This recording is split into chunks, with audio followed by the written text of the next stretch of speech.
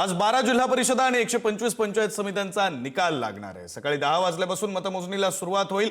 जिल्हा परिषदेच्या 731 आणि पंचायत समित्यांच्या 1462 जागांसाठी मतदान पार पडलं। आज दिवसभर निकालाचं महाकव्हरेज हे पुढारी न्यूजवर तुम्हाला पाहता येणार।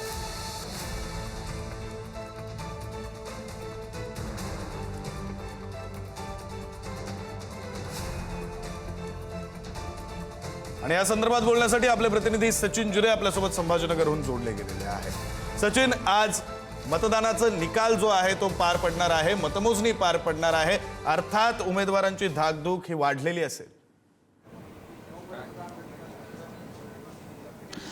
साहजिकच विक्रांत, निवडणूक जे मतदान प्रक्रिया संपलेली आहे आणि आता उमेदवारांची धाकधूक वाढल्याचं चित्र आहे। त्याचं कारणही असं आहे, गेल्या 8 वर्षानंतर आता ही निवडणूक होती आणि सर्वसाधारण गटासाठी हा जो जिल्हा परिषद अध्यक्ष जो आहे तो सुटलेला आहे, त्यामुळे मोठ्या प्रमाणात इच्छुक आहेत आणि आता साधारण 10 वाजेच्या सुमारास मतमोजणी प्रक्रियेला सुरुवात होणार आहे। संभाजीनगर जिल्ह्यामध्ये आपण 63 गट आणि 126 गणांसाठी जवळपास 72.69 एवढं मतदान झालेलं आहे आणि या जिल्ह्यामध्ये मोठ्या राजकीय घडामोडी देखील घडलेल्या होत्या। त्याचं कारण असं आहे की या जिल्ह्यामध्ये मंत्री अब्दुल सत्तार, मंत्री संजय सिरसाट, मंत्री अतुल सावे या सर्व जे त्याचबरोबर माजी विरोधी पक्षनेते अंबादास दानवे यांच्या ज्या प्रतिष्ठा ज्या पणाला लागल्या, त्याचं कारण असं आहे, आत्ताच काही दिवसांपूर्वी नुकत्याच महानगरपालिका निवडणुका झाल्या, त्यामध्ये भारतीय जनता पक्ष आणि मनपामध्ये मोठी मुसंडी मारत स्वतःचा महापौर देखील बनवलेला आहे आणि त्यामुळे ठाकरेंची जी शिवसेना होती त्यांची पिछेहाट झालेली आहे आणि याच परिस्थितीत आता ठाकरेंची शिवसेना पुन्हा